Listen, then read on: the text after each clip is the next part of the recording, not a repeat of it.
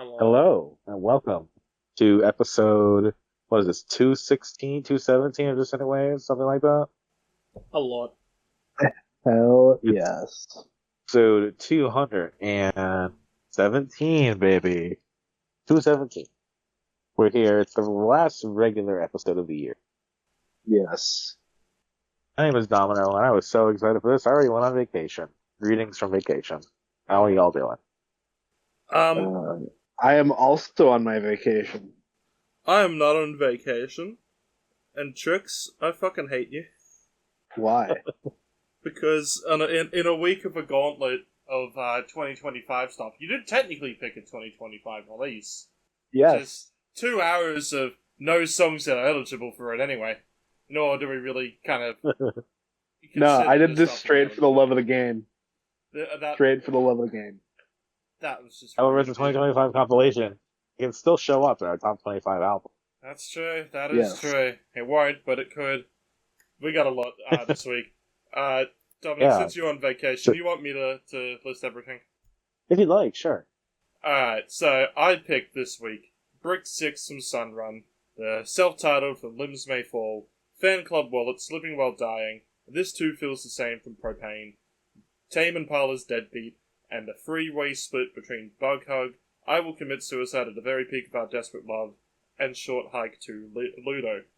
Dominic, you picked Rolo Tomassi's The Echo of All Dreams, GingerBee's Apiary, Treaty Oak Revival's West Texas Degenerate, and the new Griefeater album, which I've forgotten the title to already, and I was Mourn. hoping to buy it sometime. More. It was just called Warn. More. Warn. Warn. With the W. You sound so muffled because you're on vacation, okay? I Warn. don't know what else to tell you. Warn, as in we wore those clothes. Yes. Chicks, you picked only two things. You picked Different Now Yep. from Meena, and DJ Notoya's just doing another collection of city pop. I don't even care what the title is. And you forgot some stuff of mine. What have I forgotten Yeah. of yours? Oh, I forgot the Ben Crod album as well. As well as the Bottom of the Well single from Griefeater. That is true. And the Private Mountain album. Hard on Sleeve, 10,000 Better Days. Which, I had to be... I'm so rude on this. I have completely forgotten that existed. For the sake of, it wasn't in the albums listing on our chat. Was it not? No. No, it wasn't, because I It didn't wasn't. listen either. Shit. It wasn't on there. Thought I did it. That is something you did say last week, but I think that's being skipped this week. It was. Yeah. Well, wasn't we put can into talk. the chat. We can talk about it. Can we at least talk about it briefly next week then? Yes, we absolutely can. Yes, you Alright. already breaking our no albums rule. Yeah, that's the case. Third year in a row. You did pick it, so we do have to cover it, but it's not going to get covered this week Yeah. due to. Well, to be fair, Dominic, that one is on you. I mean, yeah, technically it is. It's also Victim on blaming. It's also on us, but me and Trix have decided to not take the blame. Yes. And they're so kind to follow me on Instagram and everything. Oh well. Oh well, we'll get to them next week. Yes. It's not like we've got a shortage of stuff to cover this week. Very true. Oh, I put a lot of bourbon in that eggnog. Holy shit. Whoa. And you know what? I'm gonna decide where we start off this week. And the good old joke of how do you eat an elephant just one piece at a time or some shit like that. One bite at a time. One bite at a time, one piece at a time, who gives a shit?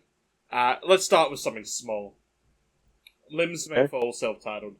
9-track Scrams release that goes for about 5 minutes. That's actually This is cool. Yeah, it's probably the most introduction I could do.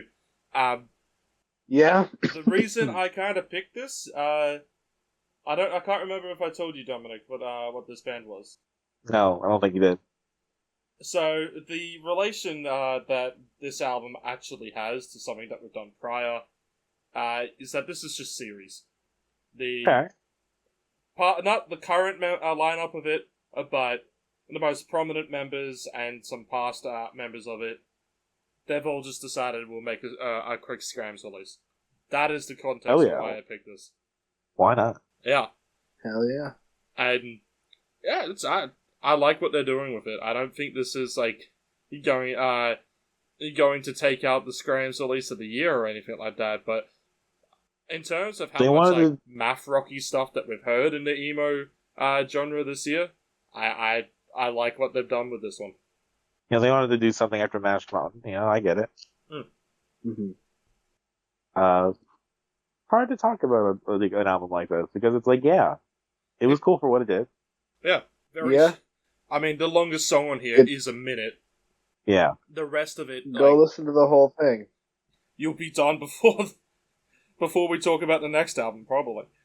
Yeah. Debatable. Yeah, it's short, it's frantic. It doesn't actually feel like too intense, which is kind of cool about it. It's held back in the kind of right way for it. It's not the most unique. It's definitely a callback to a lot of the early kind of Scram stuff, especially some of the stuff that we found beforehand. But production on it is nice and a lot more modern and all that. Yeah, which is another way of saying it's a lot cleaner.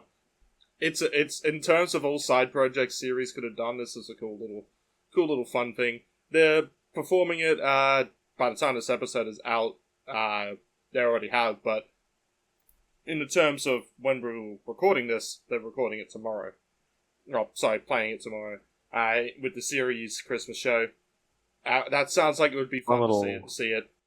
Yeah, I thought this was just worth a little shout out. Really, it wasn't picked to really blow any minds, but it's a case of we've covered this band.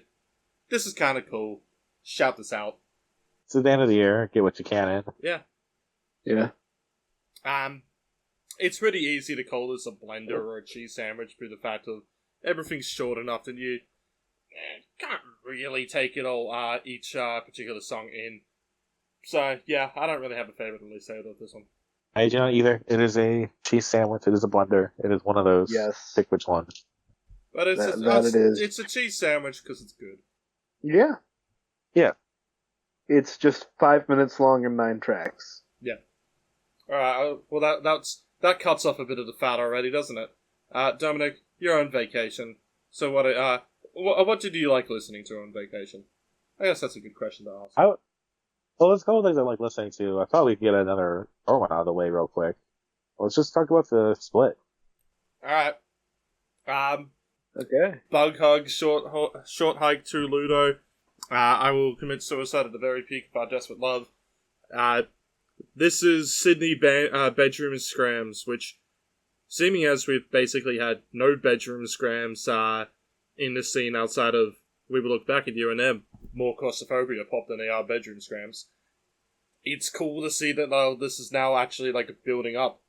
It's taken a bit. Yeah. We're coming out. And chicks, let's go gambling. Yeah. Oh, dang it. Oh, dang it. Oh, dang it. Oh, dang it.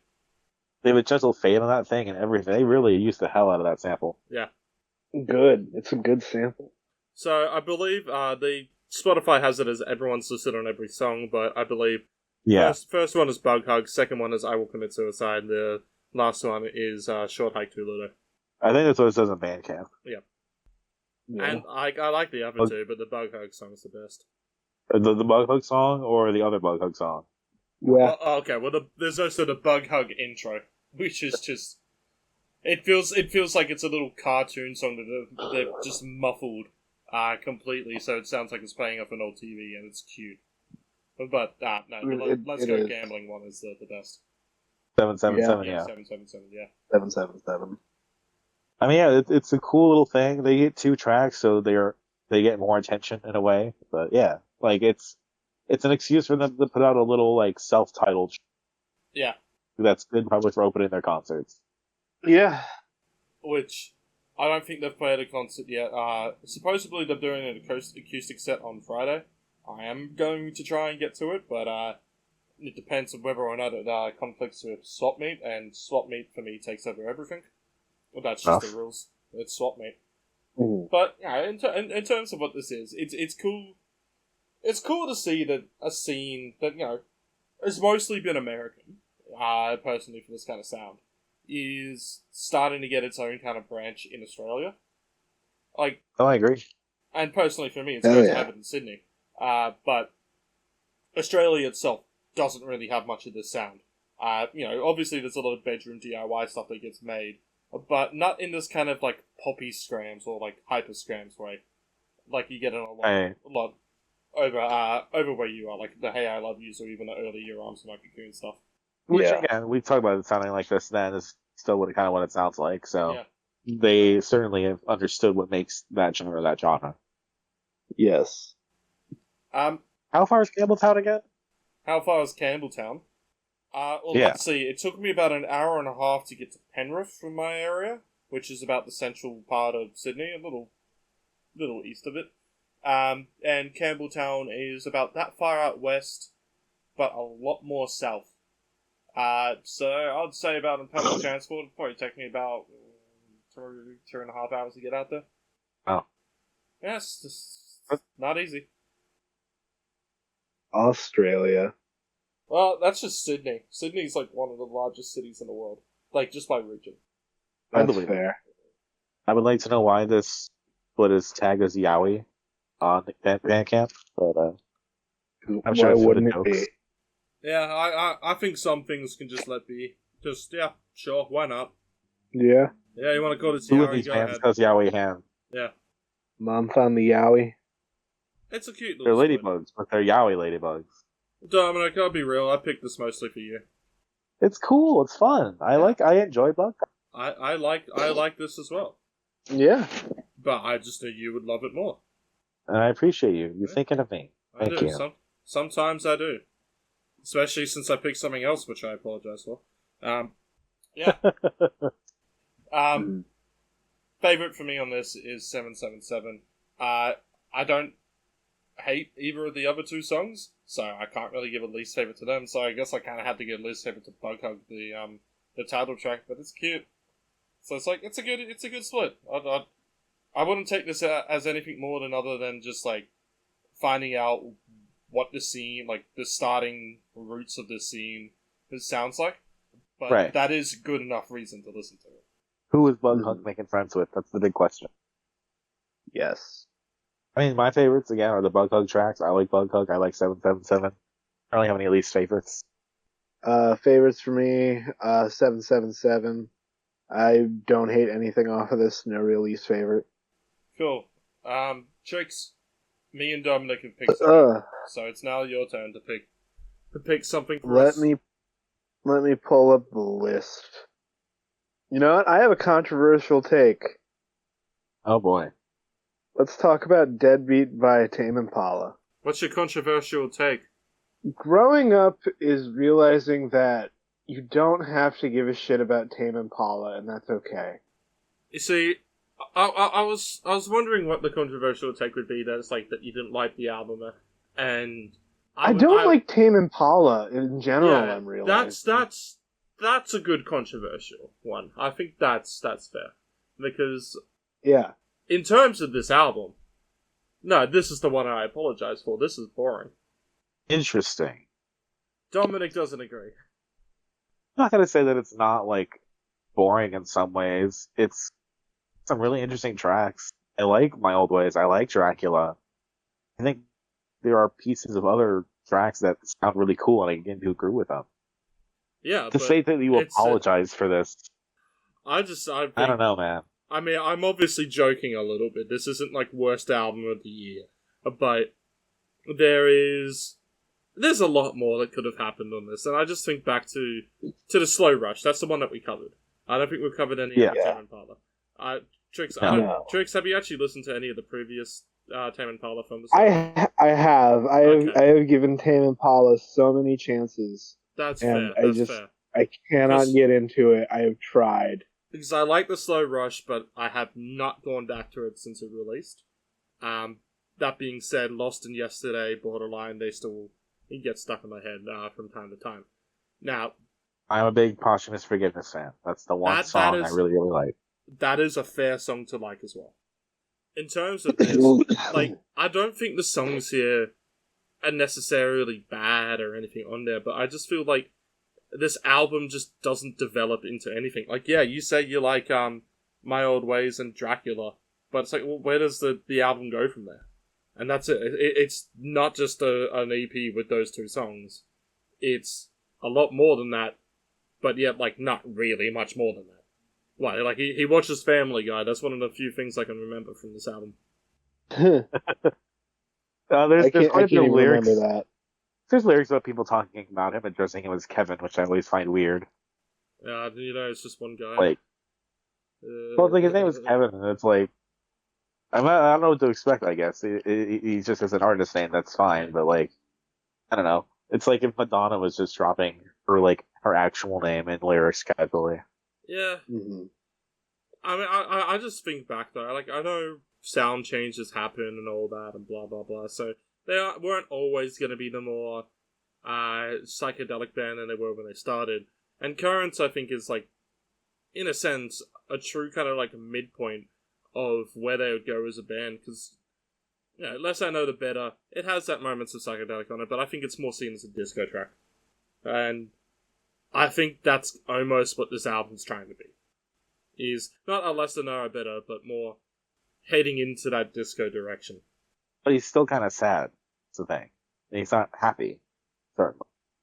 But like disco is about being upbeat, intricate. That's fundamentally not what he is. Yeah. Yeah. I guess. But still, my main takeaway from this, and when I've seen a lot of people have different takes on this, some people who have defended this album, I think the most usual take I've just seen about this album is that it's just kind of and I agree. I don't think this is something that you can truly go and actually hate as an album. I don't think there's anything to truly hate. I always respect when an artist is trying to change their sound in the sense of they're not just trying to cash in on the exact same thing that made them popular. Now, in a sense, also Tame Impala is going with that more commercial sound in it, but it doesn't feel malicious the way that's going into. So I don't have any, I guess, problems with that.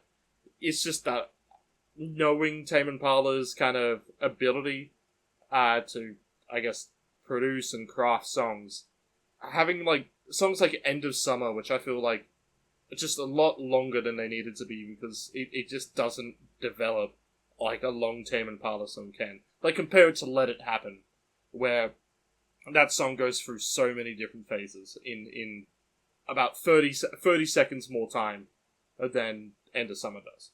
Other artists we covered recently, I feel like that Tomac 88 track that ended their album, kind of like a housey chill wave thing that things off, and I thought that was great. Like, and that I felt like was deserving of its time. This I'm not as sure. Yeah. As someone who has not totally cared, like I liked songs off of the last one, the Slow Rush. That's fine. I never had that Tame Impala like neuropathy or that cultish behavior about. Like, sure, he did a couple cool songs. I never listened to Currents, so yeah. Get it. And look, if I'm going to go bring an old Tame Impala album onto the podcast, I'm bringing in Lonerism. I think Lonerism is the best album. Sure. So, to me, it's like, he had some cool songs in the last one, he had some decent songs in this one. I'm not overly disappointed or expecting anything more. I was just looking for more on this. I hadn't really properly got around to this to do a take on it. Because I'd heard songs, like, in passing, and I wasn't too I guess, like, interested to really go into this, but, it's a sense of, like, hey, I'm a Tame Impala fan. I've seen Tame Impala live. They're one of the biggest Aussie acts at the moment. Like, yeah, I should listen to this. I should cover this if I'm gonna try and say what is the best stuff of 2025, just from where I'm from, and, like, who I am. Then, like, there are certain bands that I should, like, at least catch up on before the end of the year. Yeah, I know we keep doing the whole blender and everything and cheese sandwich, but I think the true difference between Limbs May Fall and Deadbeat is the difference for me for what is a cheese sandwich and what is a blender. Yeah, I mean... Blender, I feel that. Blender is either tone negative or tone neutral. cheese sandwich is usually tone positive. Yeah. Yes. That being said, Yeah, if I did have to give a favourite, I think I would agree with Dracula. But Dracula is at least enough of an earworm that it gets a pass. And I think there are those moments that are in this album, but I think some of them are a little bit more subtle, a little bit more, you have to kind of like let it sit with you for a while. Like I was jamming out to moments on like, what is it, Piece of Heaven or Not My World. Like there are moments, right? And I feel like spending enough time with it, those moments may grow over. It could happen. I could come back. Yeah. Now, I've been known to not hold on to my takes for very long. I don't think this is an album I'm going to die on a hill with a take on. I think my take is going to be, I was just disappointed by this. And that's valid too. Yeah. But that's also what we get with like some art you can't really react to right away because you're feeling it's going to change, and some art it's really easy to react right away. It's kind of that full understanding with yourself and what you think about it. It just depends on what it is. Some things are just really more subtle and obscure, and I think there is going to be some of that with it. Chicks, do you have a favourite or least favourite? No, I do not. Dominic, I assume you do. Mild Ways and Dracula, my least favorites. Probably Afterthought. We see you on Monday, maybe? One of those. Alright, well now I'm bored of talking and I want Dominic to gush about things for about 30 minutes. So Dominic, you So, you're excited for something, aren't you? Let's do GingerBee, huh? the day we picked this, word came down on high. GingerBee's having their last show at Talia Hall, March 1st, Chicago. Anyone who's anyone in the DIY fifth wave scene is gonna fucking be there. Yes. Like, this is a headliner with Stomach Book, Your Arms Are My Cocoon, Mind Equation, Summer 2000, Lobster Fight's gonna be there. Is that everybody? I'm sure think the rest so. will be in the crowd. The And only one I can think of as a band that's not playing that is like Hey I Love You, and that's sort of like proper like DIY sound. There's obviously a lot more like fifth wave stuff, but a lot of them are Chicago based, so that's Yeah. kind of why they're going to be there, is because it's not that. Mm-hmm. Look to see here. Yeah, that's all of them. That's going to be a fucking concert. They're going to have an It orchestra. It's going to be like an all day thing. For 2000s playing their own album in full, as well as GingerBee playing all of their stuff. I'm excited for that. I did not know that was happening when I picked Apiary. No, that's Wow. There were certain moments in my life in which I will feel jealous of you, and that is one of them. And I'm going to be trying my damnedest to make it too. Yes. Pig says an open invite. And I'm legitimately going to buy the Greyhound ticket tomorrow, I think. Yep. All right. I wish you had better options. I understand. Honestly, I like the bus. As crazy as that sounds. But train is cool. The train is cool. But it's also like... Well, I should check prices before I commit. But there also isn't a train station near me. Oh, fair enough. So I would have to take a bus to, like, Buffalo. Anyways. Sure. Now, We'll Dominic, figure that out. right Yeah. after you bought the ticket, you listened to this EP, and then I believe you said you figured you were going to cry at this concert. Oh God, yeah. Are you kidding?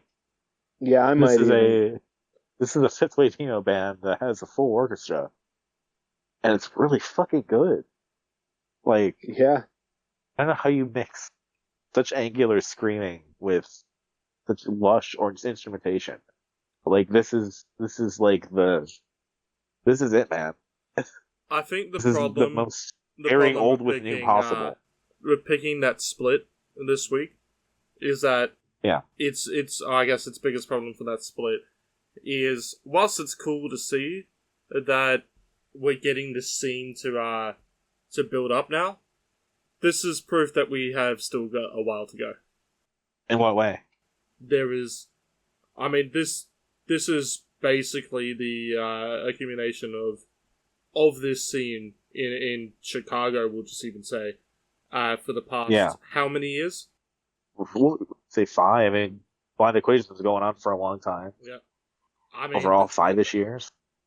the quality and production and songwriting between these two, it's night and day. Yeah. Simply put. Yeah. It's a remote work band, so they are from all different places. Yep. Yes. And so we have a lot of benefits that come with that, of like, the samba and stuff that all fucking works because there are people that know how this shit goes, get it, and they're all taking part. Did you guys watch that pedal dance, breakdown video? I did not, but I only saw part of it actually because I was scrolling through it on. That's where I first saw it on Instagram. It was genuinely such like a good look into what goes into that sort of thing. Like, if we're talking about what I listened to the most this week, this is up there. This is definitely probably something I came back to repeatedly. Yeah. Yeah, it's definitely not a good stepping stone into this whole genre, just because I think when we had that whole accumulation and stuff like that, I mean, for us it's fine, because the chaos has basically been developed for us. Yes. There is a lot going on in this in, 20 minutes? Yeah, 22 minutes. But yeah. No, I gotta agree, the production in this is fantastic. And it's... I don't think I've come away, absolutely loving this EP the same way that you do, but I think I would just be bullshitting myself if I said it still wasn't great. Yeah. For how short it is and how much they do in that amount of time, I think it's incredible. I am truly blown away with how many emotions, how many different moments and movements they can have. You know, there are certain parts that just sound like they're from different songs, but they're just kind of at the end or somewhere else, and they meaning to it. Interesting. Mm-hmm. Like, no part of this boring. And there's a lot of slower paced moments, some really nicer, glidey, almost joyful moments. And nothing that's a bummer or emo at all. Then it can flip back, and but it somehow manages all of that to clear, interesting, concise way. Yeah, I mean, hey, you're not wrong. And they know how to fucking build up to a climax. They know how to deliver emotionally, how to deliver lyrically, how to deliver just. Oh God, feel like children is such a fucking good song. That climax at the end, it really drives it home. We're not waiting for the concert. Dominic's crying now. Yeah. I'm not crying right now. Actually, it's almost 3 a.m. And Honey too has that incredible sax that just drives us into a stratosphere for the last part of the song, and just thinking about that being shown off is gonna be killer. This is gonna be a concert that has best of the best. Yeah. I'm happy that you're excited for this. Metamorphosis is probably gonna be played, I would hope. Trade the Ones You Love is gonna be played. I'm looking for so many songs I'd love to see played. I don't know what her live set looks like at all, but I'm sure you'll figure out how it goes. But you would always hope for Our Story. Our Story, Sick Sick Sick, Paper Dolls. My Diorama. Yeah. That would be fucking killer also, to have that sample play. I really hope the orchestra is around for some other stuff, because I feel like the orchestra would benefit all of these bands. Yeah. That'd be great. This is gonna be such a fucking cool show. I would have to imagine it's probably other fifth wave artists, right? Yeah. Because if Lobster Fight's involved, and they already credited a lot of people on the GingerBee thing, is Tilly from Home Is Where going to be there? Because she's on the GingerBee album, so she could be there. I was going to say could be be with the singing saw. Yeah. Oh yeah. Absolutely. When Trix was here and we saw last week, we saw Thailand, could be that times 10, basically. Yeah. Oh man, this is gonna be killer. Yeah. And we're gonna have some good seats, and bring some opera glasses, the whole thing of it. Yeah. I like the CP too. I wish I spent more time with it with what was an incredibly busy week for me to actually spend time with anything, but I go for it, and I liked it. I like listening to it. I don't think the songs have like fully settled in yet, which is like the only problem that I have in terms of like figuring out where I'm gonna rank this in my end of year things. But it's like definitely on my radar to go and listen to again and make sure that I know by the time that I've all like finalized everything, because I can still just remember just how it all sounds, like kind of organized chaos that it doesn't sound like too avant-garde or anything with its structure, but there's definitely a lot of unconventionalness happening there. And it just creates a very colorful EP because of it. It sort of blew my doors open to the idea of like, what if people use like Scram's technique to actually make like orchestrated music? That'd be crazy. That it would. That'd be so interesting. I would love to see that. And I think that a band like this could really kind of show how that can be done in like a proto way for them someone to take on and do it their own way. Oh, that'd be so cool. Because like the thing is like what you need is you need the orchestrated parts to sound good on their own. They need to sound interesting. They need to sound memorable. Like I don't know if you want to say like Singing in the Rain is like an influence or any like 20th century white man composer kind of. A lot of it's going to come from that. But then you have these other elements like the samba and everything else. There's woven in so well. Everything's given their moment to shine. Yeah. And again, the screams are so fucking angular. Yeah. They are something fucking else. I'm basically said all I can say about the CP. It doesn't deserve the blender or cheese sandwich label. It's a good EP, so I'm going to give my favourite to Pinhole Blanket Sun, and no real least favourite. Oh, to me, the best ones are Feeling Like Children and Honey. No least favorites. Everything is really good, though. Favorites for me, Pedal Dance. No real least favorites. This entire album was great. Well, we've been positive for too long this week. Especially with Dominic stuff. Alright, Dominic. You want to hear something that makes us know that we're back to our regularly scheduled programming? Sure, what is it? Country sucks again. Yeah. Treaty Oak Revival, West Texas Degenerate? Yep. Yeah. You know what? I might say that I think maybe doing Ben Quad was like it's like too much this week. But we didn't do Private Mountain, so that's fine. That gives us one less to talk about. Mm-hmm. I do not apologize for doing this, though. I think as far as doing a country album, this is still rocky enough that I feel like it was almost a blessing versus what we could have had. Nah, this sucks. I'm not a country guy. I want to be nice, but this sucks. I'm not a country guy. I don't necessarily care. I picked it because the guy from Ben Quad was in the intro. I get it. And I'm like, huh. But if that's what the bubble hopping is, that's fine. It was alt country, so I thought, alright, I'll give this a chance. And by the time that I was done, I was like, wait, I don't think I actually enjoyed that one. Trix, I think you're on a similar boat. Yeah, I like alt country, obviously, but like this, I just could not sink my teeth into. I mean, it was more just country rock at points of it. Like, I know there was a bit of country emo, but there are other bands, like, well, we covered Amends, which did that a lot better. Yeah. You know, I feel like we covered many bands that are small C country, big emo. This is the opposite. Yeah. And I respect doing a different take on it and all that and blah, blah, blah. But sometimes you just find that it's only certain kind of, versions of it that work. And maybe I only like Wednesday as much as I do, because they're more on the kind of grungy shoegaze side than they are country. Maybe I like Homer's Wear, which is... Homer's Wear is just, like, beautiful. But, yeah, for a good moment there, Dominic, I thought I was being converted into country, but, don't worry. It's not happening.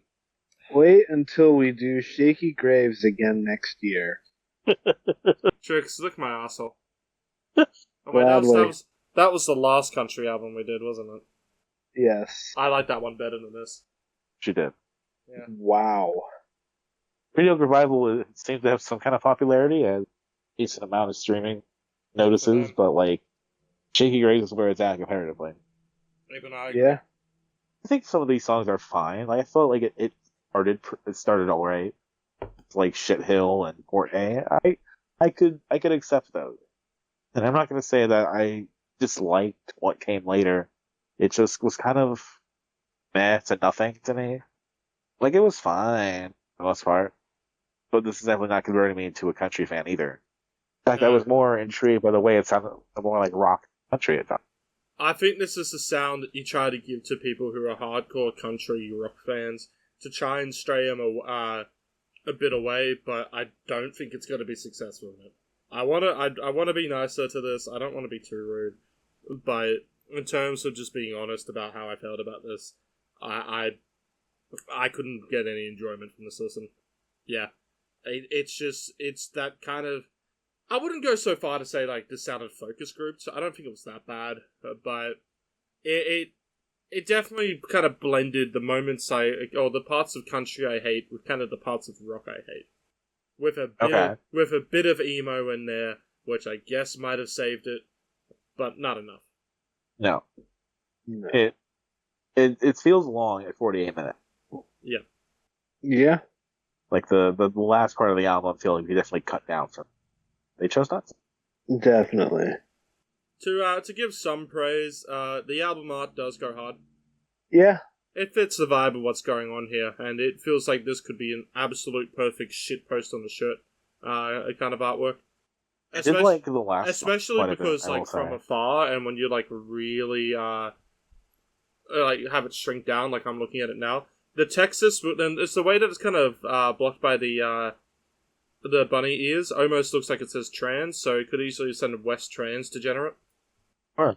And I feel like that would be a shirt that Trix would wear. Unfortunately, I believe you're on the East Coast, but yes, yeah. But even wouldn't that be more funny then?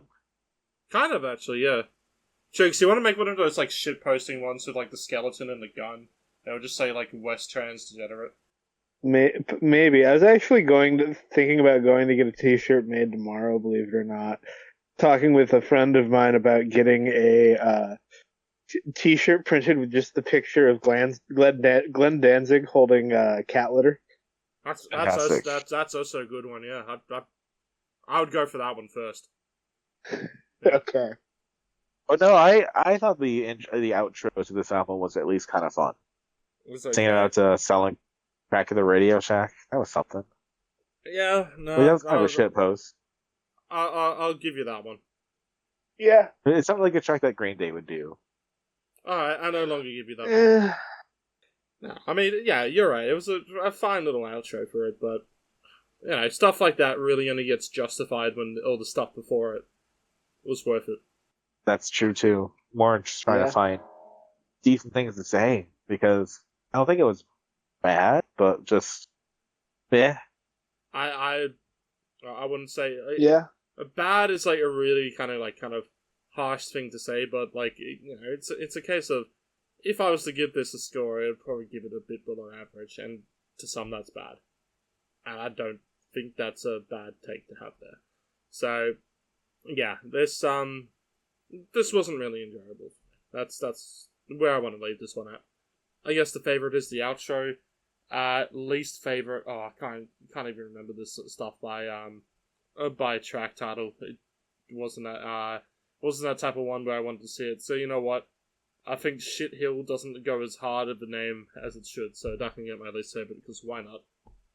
I mean, I'll agree for the most part. The outro is the best. I did think some of those earlier songs are okay, but not enough to really like focus on them too much. Least favorite's probably something like Misery or Flower. I don't really have a favorite off this album. But I will say my least favorite is probably the title track. Alrighty, well, I guess whilst we're here, You tried country. Whilst we're here, I'm not done being disappointed. Okay. You know what I'm talking about, Dominic. Please introduce it. Rolo Tomassi. No, you're the one who picked it. It's comparingly with True the Yoke Revival here. Oh, Ben Kwan. Yeah. I mean, to be fair, I would not have expected you to say anything kind of about Rolo Tomassi either. We'll talk about Ben Quad. Wisher is a new album from Ben Quad. It's definitely something that was kind of like your modern, like, what passes for mainstream emo in a way, I guess. Like, this is the more radio-friendly stuff than what we usually listen to, but definitely still emo, definitely still Ben Quad as we've heard them. And there's a bit in here about someone putting them down for changing up their sound. And I feel like, don't worry, guy. They have the same sound they've had. Well, I see. Here's where I guess I disagree a little bit in the terms of their sound.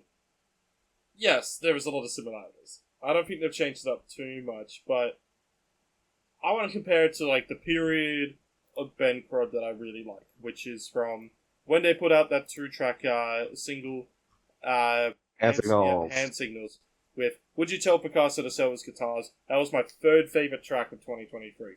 It was a short banger of a track. Holding Patterns, didn't love as much, but still really liked as a song. That was in my 200 as well. And we go back to the previous stuff like Jonah Hill or Blood for the Blood God. And yeah, they're not the most unique sounding band, but I feel like the elements for them to branch out and make their own sound were getting there.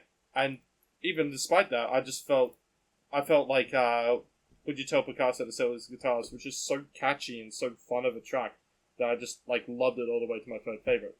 And here, we could even go with Ephemera now, which is a more heavier effort and all that. I don't think I was too big on Ephemera, but it was still cool to see him kind of branch out and try something new.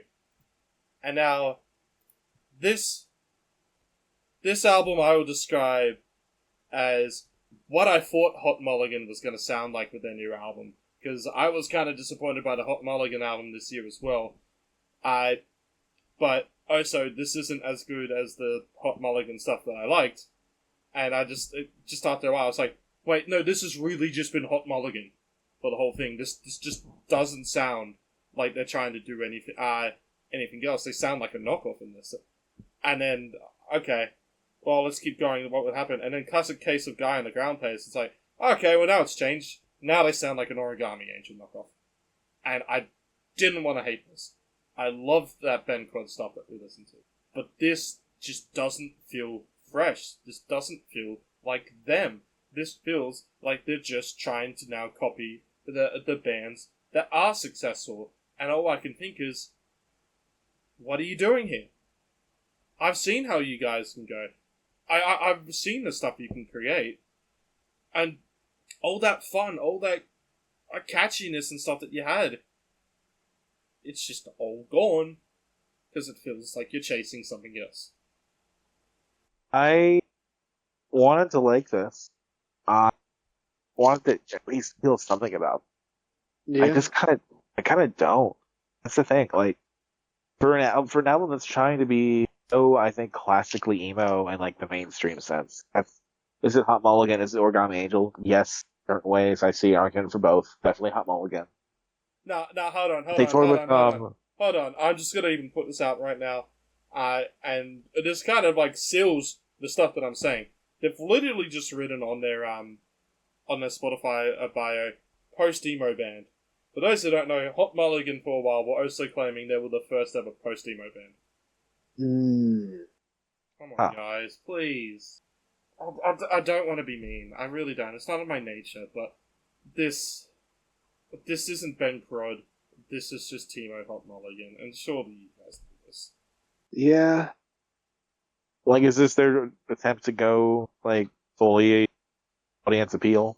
Is this what is considered, like, mainstream, passable emo, but still poppy? Yeah. Because there just isn't a lot here. This is like what everyone thinks emo is going to sound like even like a neutral way. Like, people just expect emo to sound like this. This is how I feel about the new Hot Mulligan album as well. Like, I love Why Would I Watch. I think there was actually quite a lot of great songs in it. I know you two weren't so keen on it, but I thought the topics that were handled on that album were handled quite well. The song structure behind it made it kind of interesting to kind of, sing along and then actually listen to it. And then the new album for Hot Mulligan, when I listened to it, my feelings on that were like how you guys felt on Why Would I Watch. Very throwbacky, not a lot of substance. Yeah. Yeah. Yeah. And yeah, I think in terms of like actual songs, I probably enjoy this more than the Hot Mulligan stuff. But it's also, that's just if I thought this was Hot Mulligan to put out this album.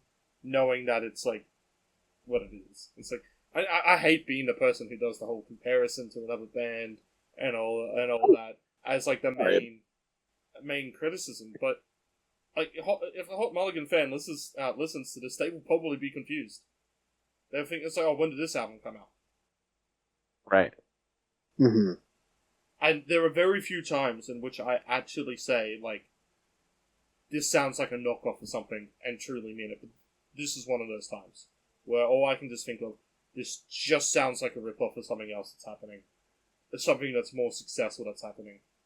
And, yeah, it happens for just song after song after song. There, if it happens once in an album and stuff like that, I can let it through and just go and say, oh, that's a bit of a callback or a little bit tribute. Like Ballpark Music basically just did a Neutral Milk Hotel song at the end of Good Mood with I Am So In Love With You. It sounds like In the Air playing at the sea in the structure.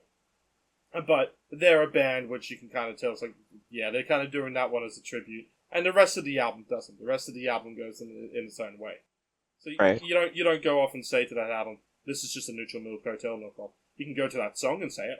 I've done that, but the rest of the album's worth at least worth talking about outside of that.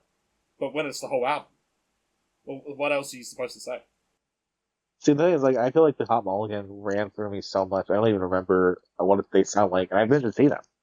They just read to me as generic modern emo. Mm-hmm. And if you want to chase that sound, be my guest, I guess. If you're done to build up your audience and just want to go for the kill and just be popular, I guess this is your shot. I don't get it, man. Why would you want to intentionally sound like the most out of the barrel basic emo that you can get? Yeah. Go listen to fucking GingerBee. Fucking, if you're gonna take from somebody original. Take from somebody that has something going on. Of course, Hot Mulligan's way more popular, I get that. And like I said, I will defend Why Would I Watch as an album. I think it's worth defending. But, yeah, this really disappointed me. I came out of the ephemeral, how I would say that fucking EP,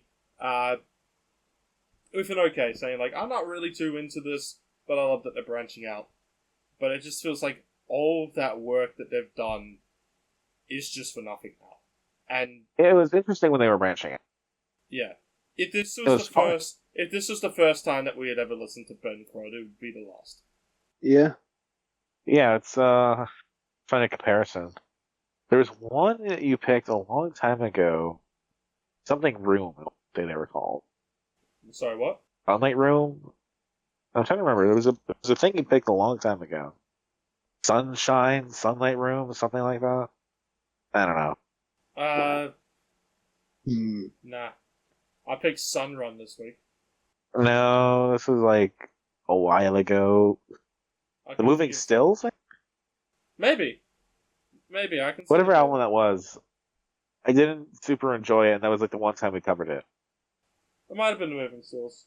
I like that album, but yeah. I haven't really gone too bad. That being said, I saw The Moving Stills this year. They were fine. I respected it an old ages show that they did, which is what I saw because it played in the morning. They actually got a couple of under 18 bands to play for them. But actually do a proper up and coming. And I was just okay, that's cool. I respect that.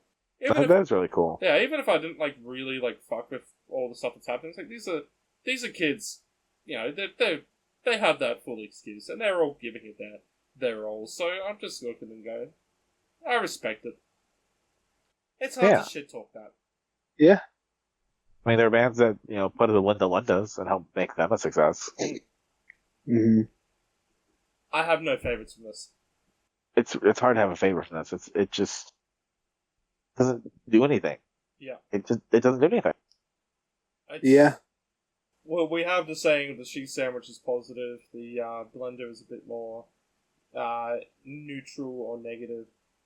I would like. I feel like this just is a different kind of like negativity that I'm giving. This is just uninspired. It's water. Water, Yeah. I think, is true neutral. No, okay, maybe more like lukewarm, tepid water. It is pH 7 after all. Scaly kettle tea. I don't think this really needs a term for it. I just think it's a disappointment. Yeah. Yeah. And this is why I was surprised that you were quote unquote apologizing for Tame Impala, because I feel like this was way more disappointing. Well, no, this is more disappointing than Tame Impala. It's just that Tame Impala was the most disappointing one that I picked. Especially when we had a long week. Yeah. But, Dominic, since you did mention it, do you want to talk about your other EP pick, Rolo Tomassi? Yeah, this is what I just kind of came across, and it's got in my head, so I'm like, oh, I'll pick it. And you know what? For what seems to be like a proper modern metal band, for better or for worse, we did not get a ton of it on this EP. A little bit, not a ton. And so I felt that actually helped the EP more than anything else. You know what, Dominic? I was at Good Things on Saturday, sorry. And I'm pretty sure there was about 20 different bands that sounded like this. But you know what? I enjoyed myself at Good Things. So no, I didn't hate this. I don't think it sticks out through all those different bands. But I also don't think like Ben Crowd that this feels like a rip-off. I feel like this is just trying to, get its foot in the door as one of those bands. I don't see how popular this is at all, so... Well, they've been around for a while, it seems like. This is like following up on some longer gestating project they They're have. not putting their foot in the door. Their foot has been in the door for a while. Yeah. It sounded what I thought Sleep Token would sound like. Which is a compliment, because I thought Sleep Token would be good. Ah. Don't worry, Chooks, they won't. Oh. I still kind of refuse to listen to Sleep Token, I'm not gonna lie. Not worth it, that band sucks. This is fine. I like that it's trying to be a bit atmospheric and ambient before going into that full heavy metal, Yeah. stuff in there. Again, I feel like I've heard it 100 times before, so it doesn't stick through the mud. But that's cool. I like the production on this. It was a fun little listen. I like that first track. But like, we don't do much of this kind of sound. You're alright. But I was like, I feel like if we had just done an album, it would have been more of like a reaction like we had to Cyberhex, whatever the fuck band that was, Motionless in White. Yeah. Well, Yeah. Well, Because not that bad. Once the actual music kicked in, like, oh, this band is just bad, isn't it? Okay.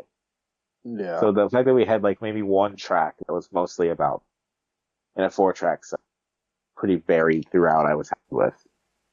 Yeah. I think I agree that I like the softer moments in the CP more than the heavier moments, just because I think the softer moments are a bit more unique to them. Yes. Yeah. But it's not like I hated the heavy moments. I wouldn't go anywhere comparing this to Motionless in White. Just because that's mean. This doesn't break my rankings or anything like that. This is a pretty middle of the barrel kind of release for the whole year. But it was cool. I liked it. Not enough to love it, but well produced. Yeah. Sometimes you just gotta take a gamble. Yeah. You never know. And sometimes it just comes out as, yeah, I did like this, but I'm not going to go back to it. It's kind of a reminiscent of when I picked that Tonga band earlier this year. Like, that was interesting. Yeah, that was nice, but I'm not going back to it. It's the same kind of feel, yeah. Yeah. Yeah, I'll take that. I'll take that over, people being upset. Favorites for me, Woodburn. Yep. I do like the moment where it kicks in in Tempest. That being said, it's more the moment that it kicks in than everything else I like. I guess least favorite would probably be like Dead Language. Yeah, I think Woodburn's definitely the best track. Dead Language is probably my least favorite. Yeah, Woodburn favorite, Dead Language least favorite. Alright, Jerks, we haven't done any of your shit. What do you want to cover? Should we just get the big one out of the way? Go ahead. Let's talk about this Japanese jazz fusion compilation. Fuck you, Jerks. I fucking... We had a long week. Week. You picked 2 hours I of city pop just to fuck with us. Love jazz fusion, dude. It's good. Don't get me fucking wrong about that. That's not. It's just that this is a plot to listen to. When we had so much else to listen to, we could have listened to Private Mountain. I will say, when I was on the train this week and I was just trying to sleep a little bit, this is great music to fall asleep to. Train. Yeah. I have come to terms with that. I like city pop in the sense of I like to have it on in the background. I think city pop is the perfect background music, especially like if you're on a train. Just have it on, doing something else while it's in the background. Pure cinema. I'm gonna get a playlist going at work. You should. Smoke shop. Because I feel like city pop and jazz fusion is like the perfect smoke shop music. What I can say is I feel like that album starts really, really well. Yeah. The first 9 and tracks are phenomenal. Yeah. Hey, some of them are just like really fucking crazy and weird. That's jazz fusion for you, baby. I don't think like there's really a moment in which I'd say like this slows down as well. I think it's a really well done mix. Oh, 100%. Some of them are like really fun, like Zoot Suit Stomp. Like the lyrics on that are really weird and wild. Where like Destiny has like a really interesting voice vocal to it. And then just have like some of the instrumental boppers too. Like there's a Ken Watanabe track on here. Just a little bit. That was cool. Yeah. Yeah. But still, fuck you, Tricks. It's funny because my complaint last time was that we picked the DJ mix. Yeah. So a lot of the songs got cut in half, and this one is the full song. All the way through. And they're good. Yeah. It's a good compilation. It was a good listen. I don't have any actual critique about the thing itself. My beef is her Tricks this week. That's fair. 1v1. I mean, I think it was a great way. We will fight at the Outback Steakhouse in Naperville, Chicago, or the Chicagoland area, Greater Chicago. Naperville, Illinois, or the one in Downers Grove, I guess. No, there's a perfect central, a perfect midway for this. Tricks, you can fight me at the Outback Steakhouse near Brisbane Airport.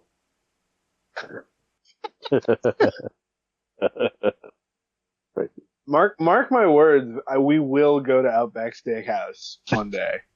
You'll go all the way to Australia just to take me to an Outback Steakhouse. I will. There is a video of someone doing that where they go into Australia just to eat in an Outback Steakhouse. They got respect for the culture. They do all the stupid sayings too. Oh, fuck, Yeah. I remember. Get a bloomin' onion. Follow the Bob in light. Giant can of Foster's. The thing, go wait. I will happily let you two come to Australia and say all that shit, because I just want to see how long it takes you two to get bashed. See, in America, we use guns to threaten people. In Australia, we just use our fists. I actually have too much respect for the Australian culture to seriously dare and try. We also use knives, yeah. But, yeah.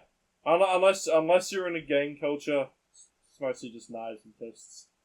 And apparently milk crates. Hell yeah. Forget Kangaroo Jack. I got issued a golf club at work. Yeah, I think that should be a fair fight.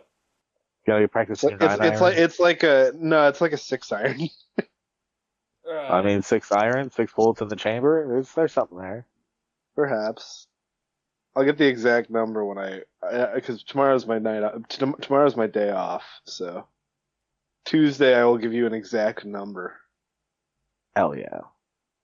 But yeah, this compilation can just show us how good City Pop is. Yeah. At some points, it's even better than the first one we did. Honestly, yeah. Great bedroom music too. I'll say that. They're all the same to me. Candles going. the candles going. Ooh, Mm-hmm. that's some atmosphere, all right. Oh yeah. I'd say my favorite. I don't have a least favorite because it's like kind of hard to give it one. But my favorite was probably "I Feel So Love in Your Gaze." Ooh, that was pretty good.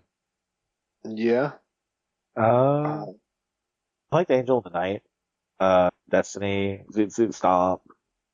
No real least favorite. If anything, I guess the one I was most disappointed was Jugatsu no Weather Forecast. Like, but for weather forecast, I feel like it should have been a little more weather forecasty, but not what I was expecting. Favorites for me: Lovesick, Zoot Suit Riot, Destiny. Zoot And Suit yeah, I have Stomp. no. Zoot Suit Stomp. My bad. It's 3:30 in the morning, and I worked 10 hours today. Yeah, no least favorites. This is great. Alrighty. Fusion. I think we should talk about Trix's other pick now. Yeah. Meena. The singer of Grim Streaker, correct? Yes. And this is different now. It certainly is fucking different now. Yes. Very different. I picked this just because, like, I found out she was in another band. Oh, they put out an album this year. Let's tag it on. Yeah, that's a fair take. I think when we were comparing stuff earlier, I think I have a similar take as it was with going with Tongue, which I think I had that take on. Of this is good, but not going back to it. I like what's going on. I think it's an interesting sound that they're going on, but definitely in terms of just at this point of the year, with everything that we've listened to, sometimes some things just have to be put away and say, I'm sorry, you just don't make the cut. Yeah, that's fair. That's how I feel about this. Very. Nothing wrong with this. It is a cool little listen. I like this kind of going. I mean, I like shoegazers, obviously, as you can tell. But even with stuff this week, it's just a little lost in the sauce, and it just goes, well, sorry, it's just that time of the year. I feel like if I ever do come back to this at some point, I'm going to think differently, or I'm going to have a different take. I'm sure there's a bunch of people who would love to be recommended this, but I can't tell you at the moment. That being said, especially comparing this to Grim Streaker, I like it a lot more than Grim Streaker. Yeah, I like Grim Streaker a lot more. This I did not particularly care for. Wow. It just felt like that it was like trap beats or something akin to like housey or a trappier song. I don't know. And that her vocals are so different from what they are in Grim Streaker. Like, I was getting huge, like, Bristol's energy from this. Okay. Like, someone's gonna fucking, like, give me a rock salt lamp. Yeah. Okay, yeah, I see it. And I feel like there's supposed to be something to take away from this album, something to come out of this. I don't know what if I understand or get it. So, since you brought it up, I always have to ask this whenever these things are brought up. Do either of you either also get the urge to lick salt lamps when you see them? I was in a salt room a couple months back, and let me tell you, when I think of all these salt lamps and all this kind of stuff, all I can feel is that they're the most pretentious bullshit all the time, and I don't want to think about them anymore. But before that, yes. I would agree, probably. I think they're really pretentious now, but if I was just in a room of salt, I would at least try it. I am licking that salt lamp every fucking time. I'm a fucking horse. But that's fair. I think the problem with this, like, the problem with the salt room is that it's told that it's like kind of like it's got curing properties, and it's just like, oh no. Sure. It didn't yeah. even make me thirsty. It just did nothing. I was just in a room with salt. Nothing else happened. I don't know what else to do there. I think I'm gonna buy a salt lamp. You didn't feel the chemicals being drained from you? No toxins got out. I think I ripped a massive fart like 2 hours later. But like that definitely. Did you feel cleansed from that, or did you get a little on your leg? A little bit of column A, a little bit of column B. Yeah, this sound that's going on here, I really was not sure what to take away from it. I really wasn't sure what the intent of it was. Mm-hmm. Like you two seem to have found something about this that I did not.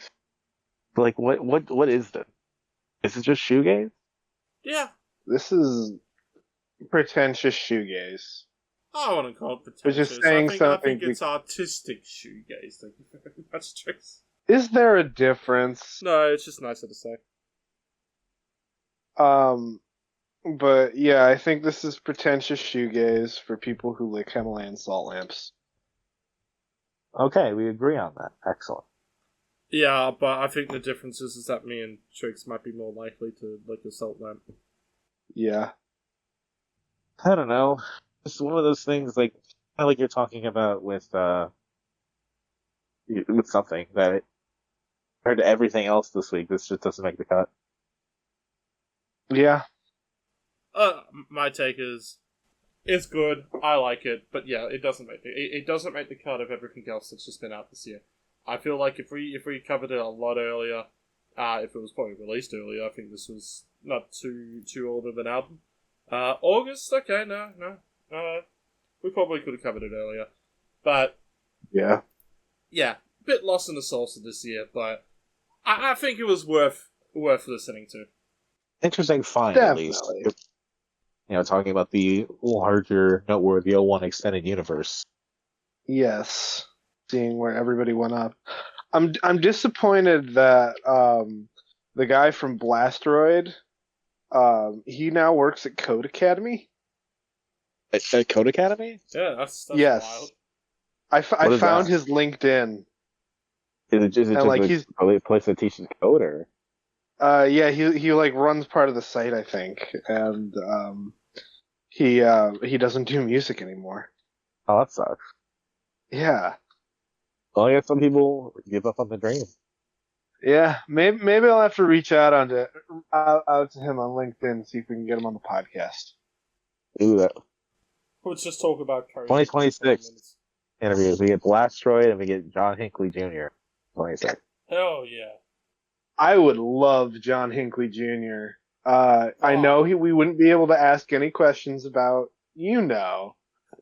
but That would be the fascinating thing, is to not bring it up at all. What if we Yes. ask questions but with like a different alliance? So we go like, we asked John Hinckley what it was like to shoot Charlie Kirk. I think that should work.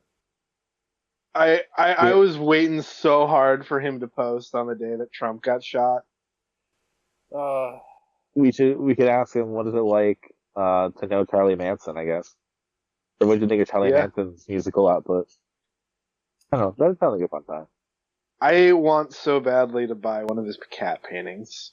I'm not even gonna lie, but they're like $500 and they sell out immediately. Amazing. This is a cheese sandwich for me. Yeah. I'm like a morbid wonder, not really my thing. Something that when I came and went, I don't know. I liked it less than Ben Guan because I just didn't know if I understood or liked the combination of sounds that I was hearing. Fair. In a different week, who knows? Maybe I'll come back to it and be like, oh, this is alright. Yeah.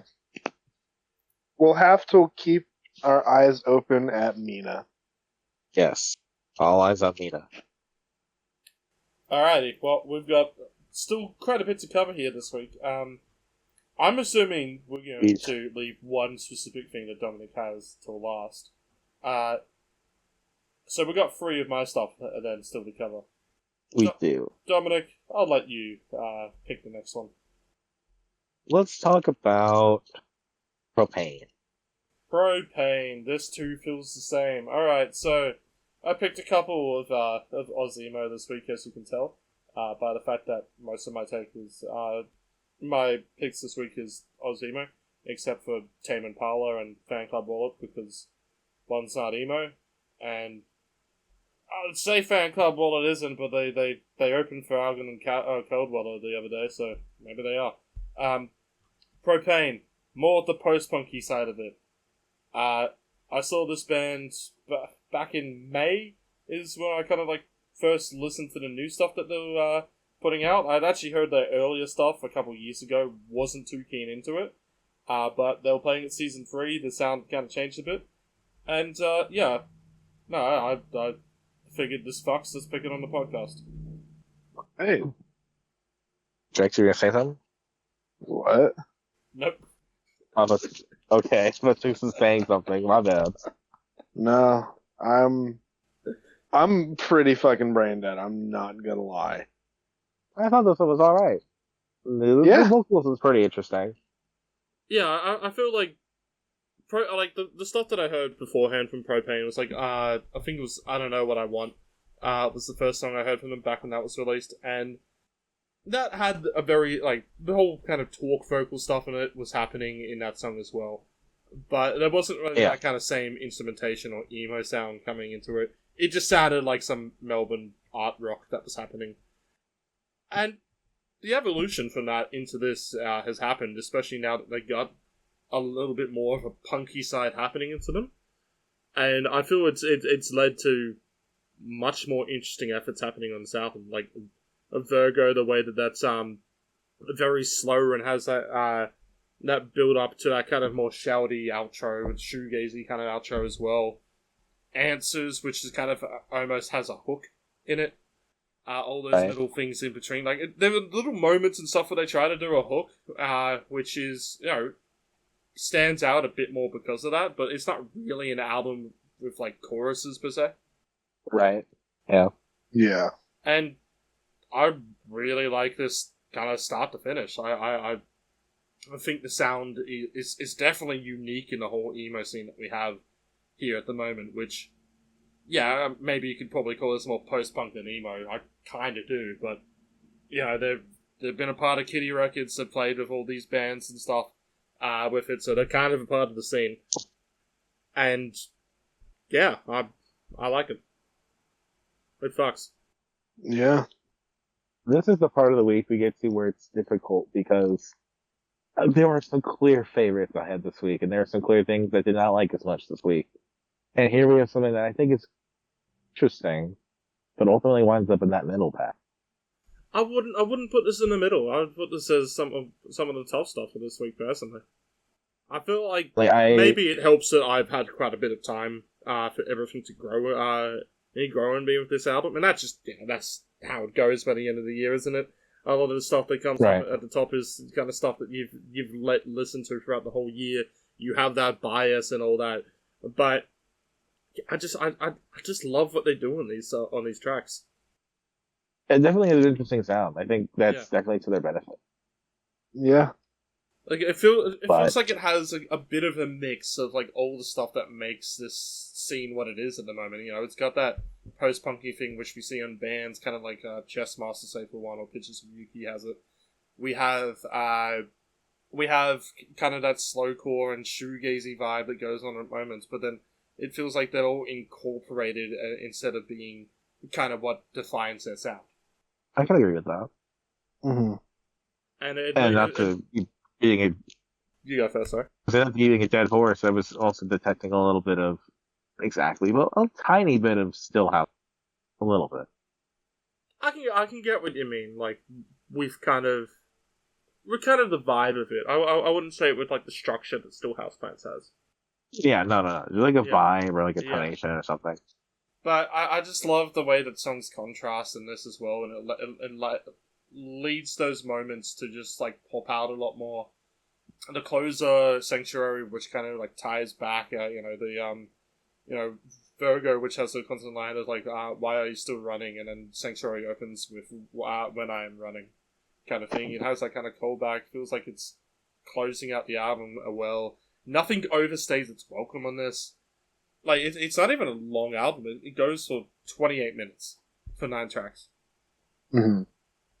And I could also probably talk a bit about, like, watching this band live and seeing the energy of the frontwoman, just like the way that she would just, without a doubt, just walk into crowds, especially during, like, Answers, where she'll start screaming that stuff right in the middle of the mosh.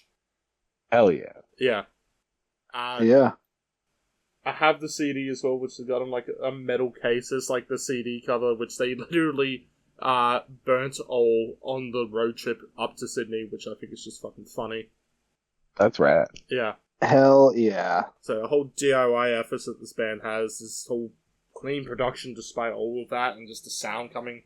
It is, I think, a highlight from this year for me. I genuinely like this album quite a lot.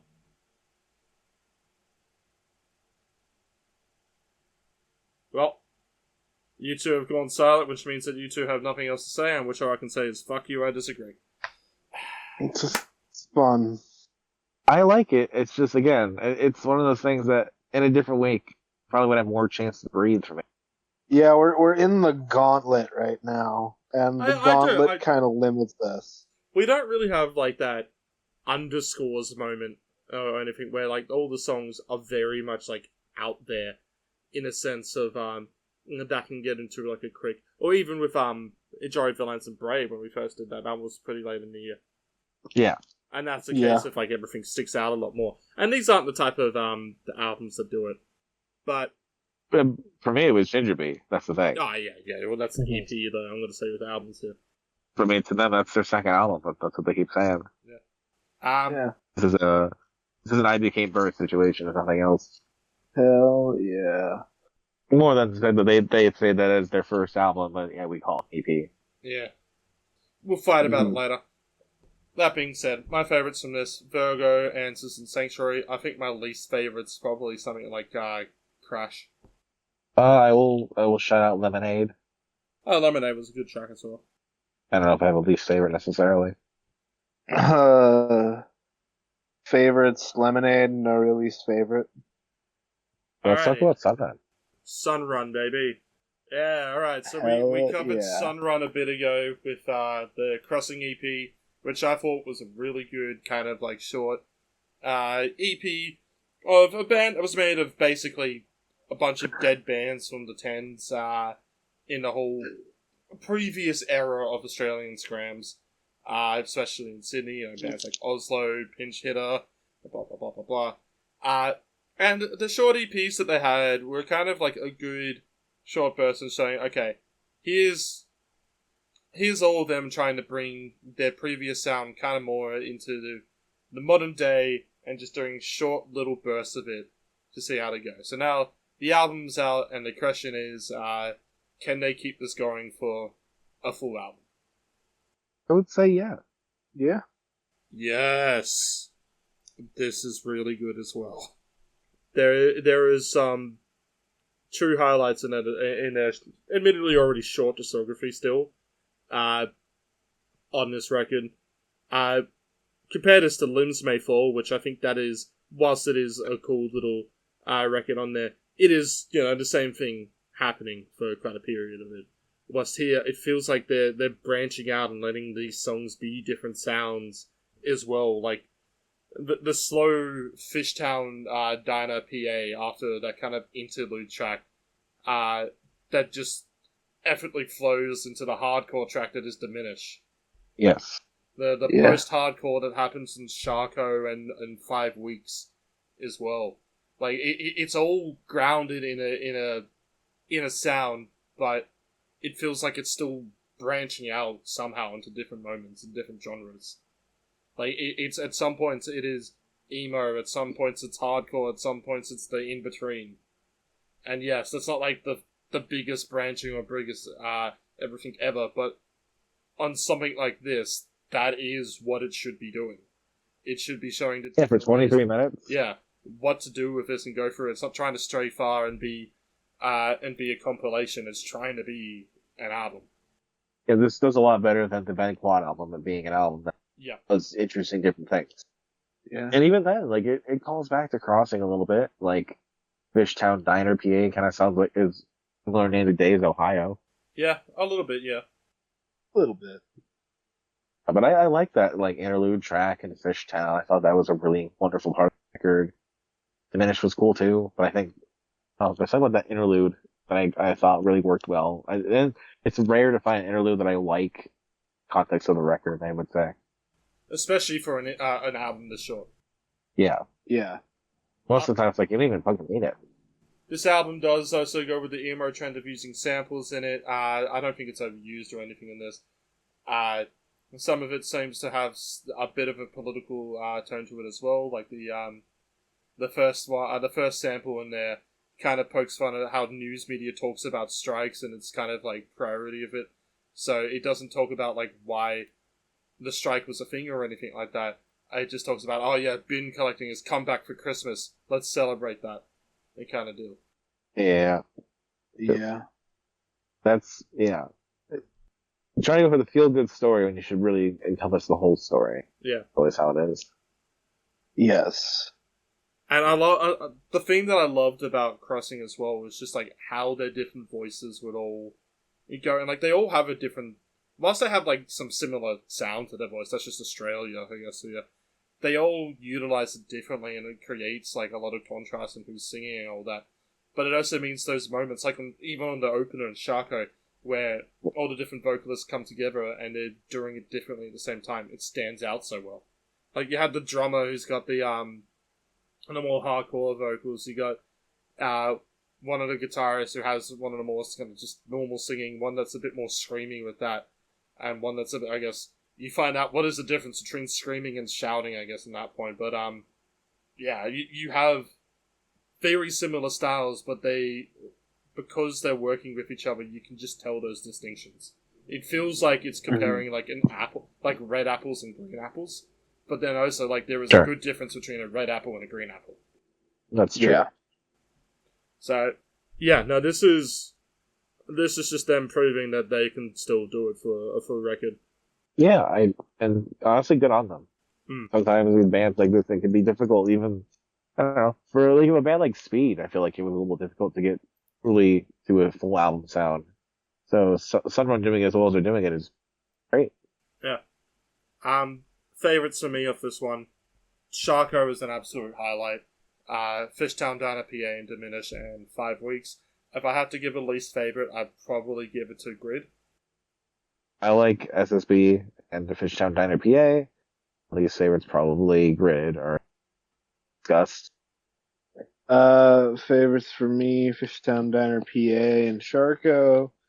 No real least favorites. Alright. Time for fanclubwallet. Alright, fanclubwallet. They're a band now. They've been a band for a bit since we've covered them, but we covered them when it was just Hannah. When it was just Hannah who had a bad case of Crohn's and was in bedroom for like 6 months or something, recording an EP. There was a car crash. Yeah, there has been, I guess, a lot of changes into what fanclubwallet is since we've started. But now I guess we get the true difference of like we've had that period with that EP. We had the album, which we were all pretty well receptive to. Then they had that kind of little EP, which was just kind of like the projects and stuff. I guess it was in the end like kind of the solo projects that just would phase out and just be like, okay, this isn't really worked on and work on that. And then we had the EP, which was like the first proper release of fanclubwallet as a band. And now we've got the album out. Finally, the follow-up to You Have to Be Kidding Me, Living While Dying. And this, definitely for me, is a lot more of an improvement than that last EP.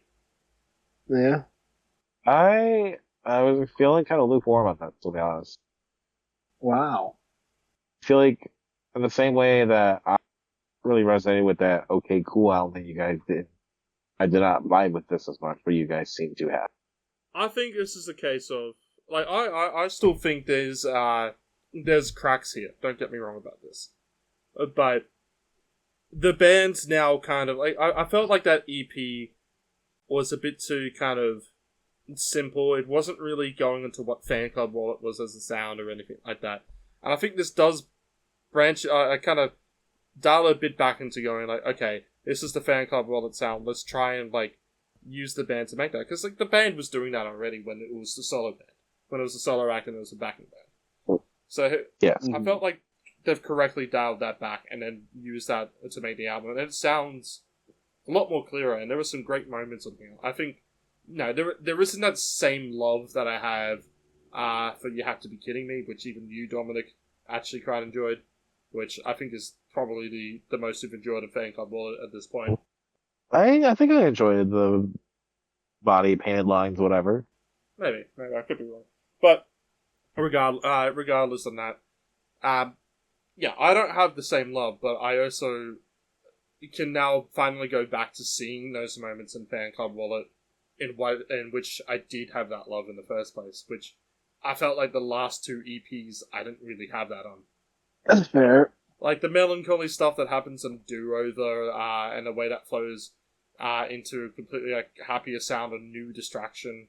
You know, it gives me that kind of comparison of something like Great Timing and Toast on the first album. I know they weren't like next to each other or like in that same way, but although it might have been. I'll have to think about that. But yeah, I just like I like the kind of indie pop rock stuff that's kind of happening on here. And whilst I don't think they've branched out too much further than that first album, if we just compare it on these two, I know having the context of what they were and now dialing it back to put this is kind of made me go back and say like, oh yeah, no, I like Fan Club Wallet. It's like I have nothing Fair. against them. I have nothing like there's nothing wrong that they're doing necessarily. It's just for me, I feel like I've kind of heard the sound now. I don't know if there's enough evolution for me. Like at the moment, I think there's some interesting stuff that I'm hearing, but not enough for it to really deep through beyond the listening process. I think that's a fair take. Yeah. It probably helps for me and Tricks that we're both like a lot more into earlier Fan Club Wallet, like on that first EP and stuff that we're going into this and being like, yeah, Fan Club Wallet, Fan Club Wallet.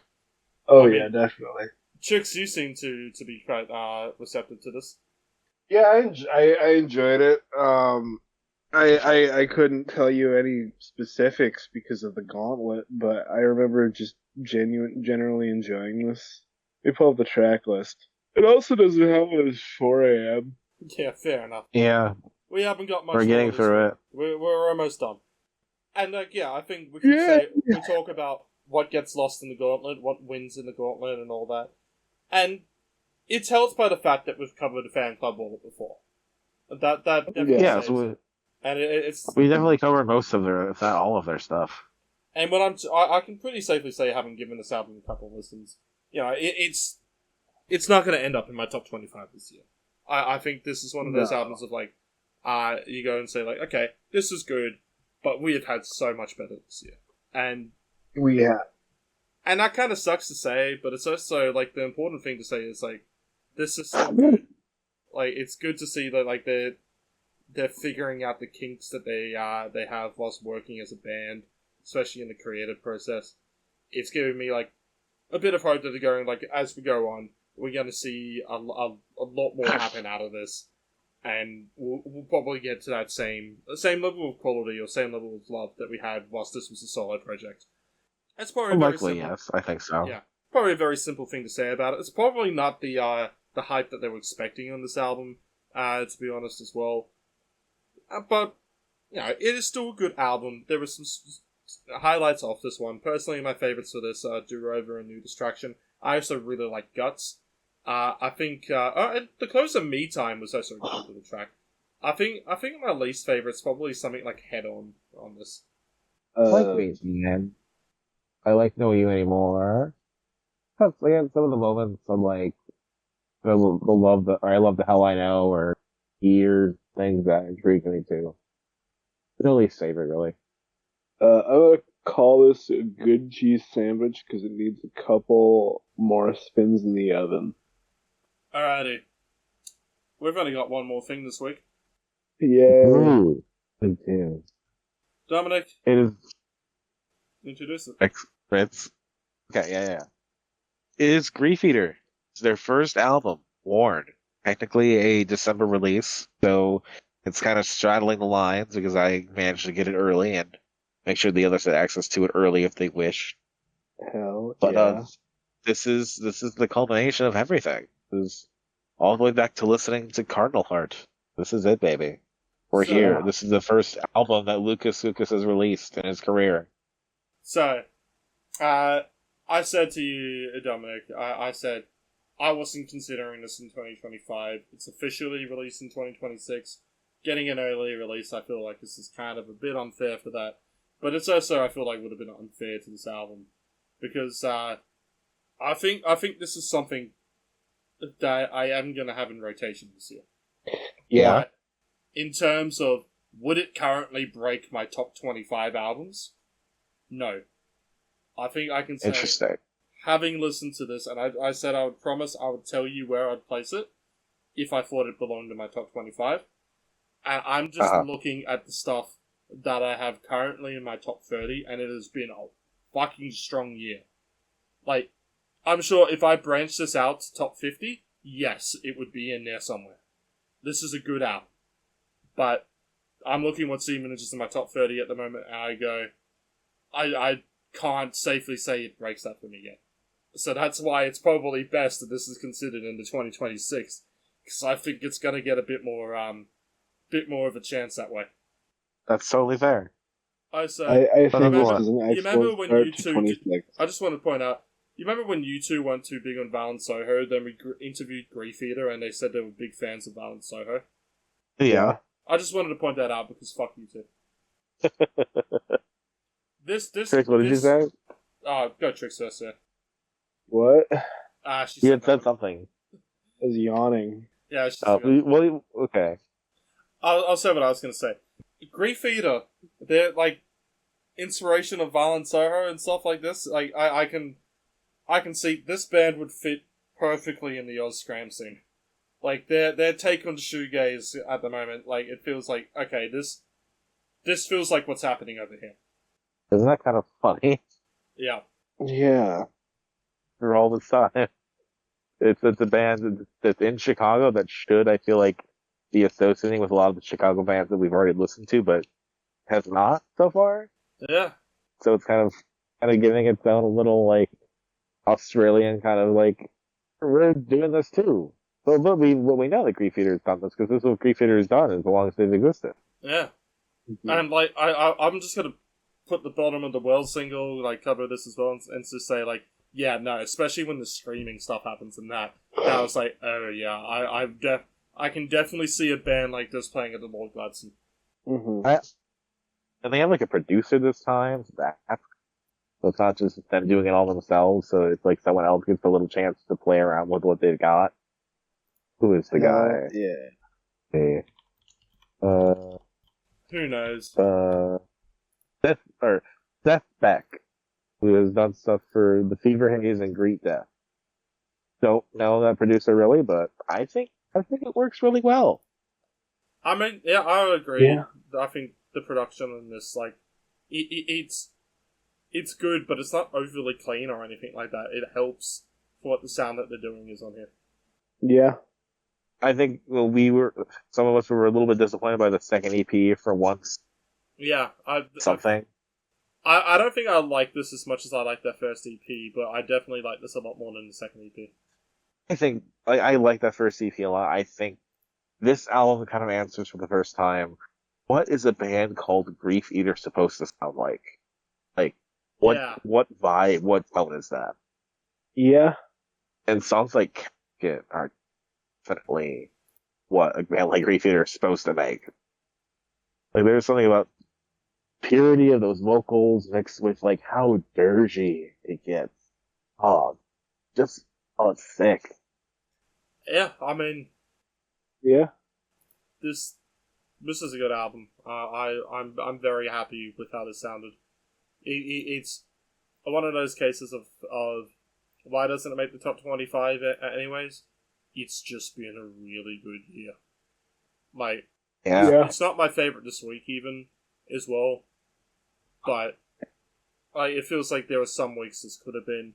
It feels like in some years prior this would be easily in the top 25 albums. We'll see how 2026 goes for it, and it's good that it gets that chance. Yeah, the boys decided to turn up and fuck on this. Yeah. Just crazy. I love it. I love that we get that. I love that we have that flashback where like Lucas was reflecting on, this is my first album in like 10 years, and here's what the band looked like when things started. It's just fucking Cardinal Heart. Yeah. Yeah, Crazy. It's definitely. crazy to think that the people who wrote "Why Do Awkward Guys Ask Me Out" over the internet would lead into this, Yes. even if it's They don't have a basically not the song. same. Yeah. And get interviewed by the guy the song's about. I you know, I feel that was a justified fun time. Yeah. And that album was way more influential for us than I think we like to admit. Yeah. In weird ways, not direct ways even. Yeah. Favorites for me. I like the lead single Evelyn. Oh fuck! What are the title tracks on this as well? As I fucking get it all up. I like Blurry Eyes as well. No real least favorite. I think this gets more of a cheese sandwich vibe at the moment as well. I'll go favorites for me, Evelyn, and The Trouble with Being Born. No real least favorite. This is a great start to 2026, and it's gonna spend a lot of time in the oven. All right, now we got the hard part to Well, do. well, I didn't say mine. You didn't say yours. Yeah. Sorry, Dominic. I assumed you just loved them all. I think the first three tracks are good. Past, that's really nice. Like, it's like a transitional song a lot. There's some really cool stuff throughout, but I feel like it really, really gets started on. This is Griefeater, motherfucker. And then, Debo, Blurry Eyes, Trouble Being Born, Overly Good, Streets, Weekdays. We almost don't even need the title track at the end. There. And it's interesting still. Hell yeah. No least favorite. All right, Trix. Do you want to start off the rankings this week? Can I be a coward this week No. and just give a number one and a bottom? Because I am too tired to keep these all in line. I assumed I was the top and Dominic was the bottom. Does that just put me in the cuck chair? Dominic, is Trix allowed on the cock chair?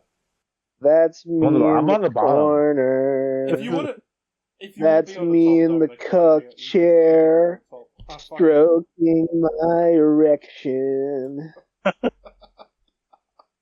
I feel like when I'm on the bottom, I don't really have much of a say. Alright, Trix, you can stay in the chair. Okay. But you have to sing that song the whole time. Parody of losing my religion. Exactly. As the Dissonant Waves gay sex fanfic happens, Trix is just there in the chair with an acoustic guitar. That's interesting. Let me try to rank this. Okay. I think my favorite here is Apiary by GingerBee. Second, I'm gonna put Griefeater. Third, I'm putting DJ Notoya. Fourth, where it gets a little bit more difficult. Fourth, I'm gonna say is Sun Run, followed by Tame Impala.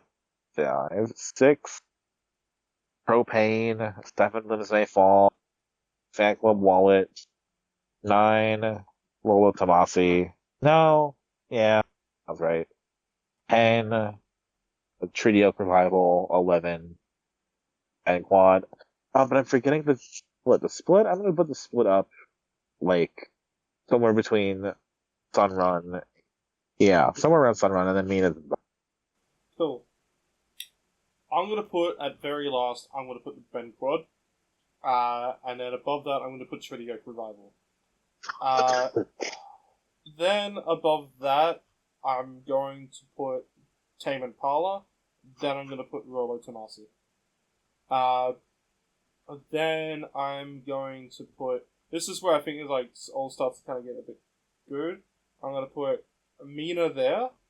Then I think I'm going to put the Freeway Split. No, I'm going to put fanclubwallet, then the Freeway Split. Then I'll do DJ Notoya, because it is good. I do like it. Then I'm going to put Limbs May Fall. Then I'm going to put in... I'm going to do Griefeater there. Then I'm going to do GingerBee. Then I'm going to do Sunrun. Then I'm going to do Propaine.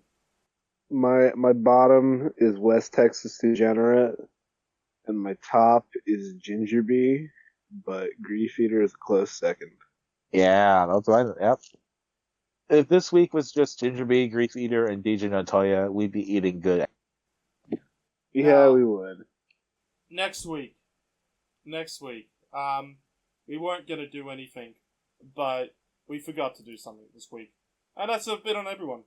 So, Dominic, we'll do the private mountain album. On sleeve, 10,000 better days. That will be covered, but Yes. I do have one little thing I want to do. Just Okay. one little thing. I don't want to. Alright. I'm done with picking albums. I'm done with picking EPs, but we did have a bunch of songs out this year. Some from artists that we've covered, some that we didn't even cover this year, some that we haven't. In this, that released no albums, no EPs tied to any of them, and I think, hey, if we do that kind of ranking of songs, I know we pick singles and stuff on occasion, but maybe once we should just pick a bunch of singles. So I've picked 10. I've picked 10 songs. Quick little playlist. Okay. One of them's not even on Spotify. Maybe not even on YouTube Music. So you gotta have to just go like onto the Bandcamp or something. But I think this is a good roundup for that kind of remaining stuff, just to end the year off with. The songs here, Freight put out a song, Organ. It is the last song that they ever put out as a band. Special Features put out Che Guevara t-shirt. Pictures of Yuki finally put out a polished song, version of Ticking Sound, which we covered way back with that collab split album, the Lord Gladson. Feeble Little Horse have put out a single, This Is Real, which I believe they have mentioned is only going to be kind of a single. It's not what the next album's going to be. Craning, a Brisbane band, the whole kind of... It's got a bunch of that season 3 relation and stuff like that I wanted to pick up. I can't even get the Craning song, so I might have to get a different way to get that. That's the one on Bandcamp and stuff. I will probably be able to send that over.